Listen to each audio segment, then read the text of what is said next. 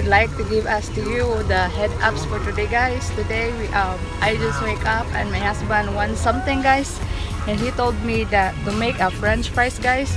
So I make a French fries. See that? I made a French fries. Actually, this is was given to us by one of our shipper, guys. This is my sack of rice. And this is the potato, guys. Actually, this is for me and this is for hubby because he doesn't really eat rice as much as I do. And this is the potatoes given by one of our shipper. It's really good red potato. So what I did is I cut it into thinly pieces, guys, make a French fries. My husband wants me to have to make an egg and bacon. So this is and he's watching movie Rambo: The Last Blood. Yeah. So because we can't go today, guys. Yeah, because we don't have load. Because it's Sunday, Easter Sunday, so people are not working. So we are affected. So what we do is we just stand by here in the truck stop. See, that's bacon. That's the bacon, guys, for him. Look at our fridge. It's a lot of vegetable in it. Napa cabbage. That's my favorite. You know, we have a freezer inside our truck. And here is my eggs.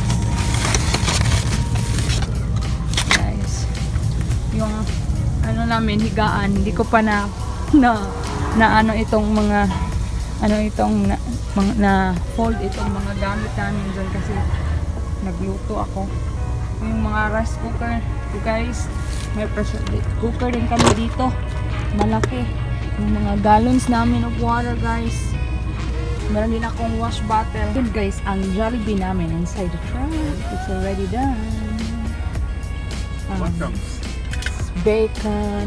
This is stripped potatoes, guys. Remember that. And eggs. Fried eggs. Yeah, fried eggs. I hope fried. It's fried eggs. Actually, I don't. My husband really wants cheese for his eggs, guys. But I look at the fridge and I put it beside the freezer, the square where the ice thinger is. That's where it turns ice. So I couldn't put cheese in this today.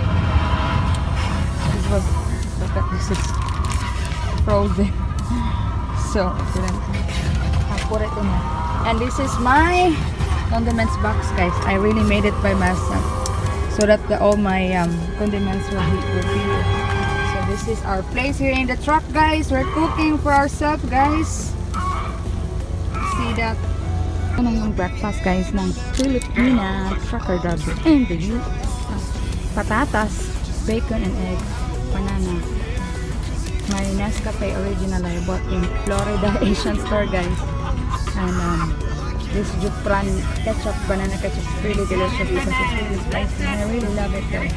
So ito na yung Jollibee ko sa loob ng truck, guys. Thank you for watching, guys.